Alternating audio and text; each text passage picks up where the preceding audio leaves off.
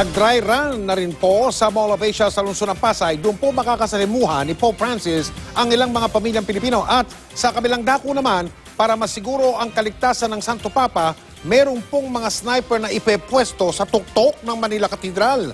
Mula sa Parañaque, nakatutok live si Susan Enriquez. Susan?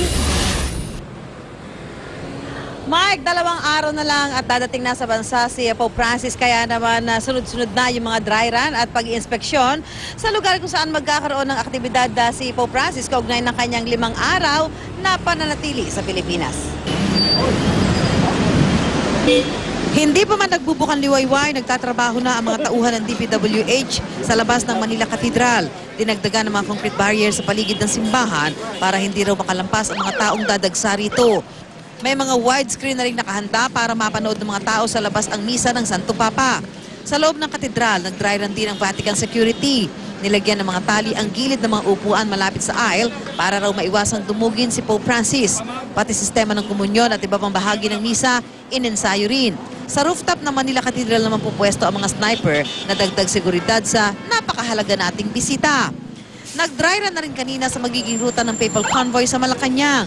Kasama na ang Pope Mobile na nakatakip pa. Isasara sa Biyernes ang JP Laurel Gate papasok ng Malacanang Compound simula alas 6 ng umaga hanggang alas 2 ng hapon.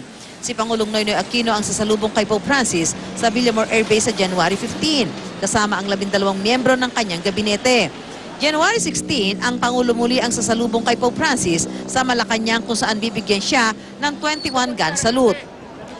Ganito karami ang bilang ng pulis na ipapakalat sa pagpunta ni Pope Francis sa MOA Arena para sa pulong niya sa ilang pamilya sa Biyernes. Pansamantalang isinara ang kalsadang ito patungo sa MOA para sa dry run.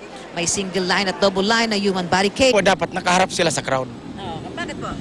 Ay para po kung ano man meron man mga intensyon doon sa crowd sa ating Papa ay maiwasan natin. Importanteng magkaroon ng dry run dahil galing sa iba't ibang lugar ang mga pulis. Ay kinalat na pulis sa dry run, sapat na raw para sa mismong araw ng aktibidad. Galing to sa iba't ibang units.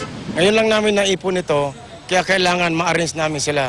Dahil kung hindi namin ma-arrange, baka pagdating ng araw, ay magkabuhol-buhol. Sa dry run, paulit-ulit ang bigay ng mga paalala sa mga dapat gawin, gaya ng pagbabawal na magdala ng payong. Ano ba ang mga pinagbabawal? Yung mga payong. Dahil ang payong, pwedeng gamitin ng parilyan, no? Itong mga pen gun. Titingnan po natin maigi yan, yung mga backpack.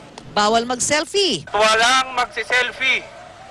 Huwag na huwag kayo magsiselfie pag dadaan na ang ating Pope, ang ating Papa. Yan po ay pinagbabawal. Higit sa lahat, bantayan ang mga magtatangkang lumusot sa kanilang human barricade. Isang helicopter din ang walang tigil sa paglipad sa himpapawid. Nakastandby naman ang mga fire truck at ambulansya. Pag-aalas 5 ng hapon, dumaan ang convoy ng dry run. Kasama rin sa convoy ang Pope Mobile. Sa dry run kanina ay dumating pa ang ilang mataas na opisyal ng gobyerno para makita kung ano pa ang mga dapat ayusin kaugnay nga ng paghahanda para sa pagdating ni Pope Francis. Mike? Maraming salamat, Susan Enriquez.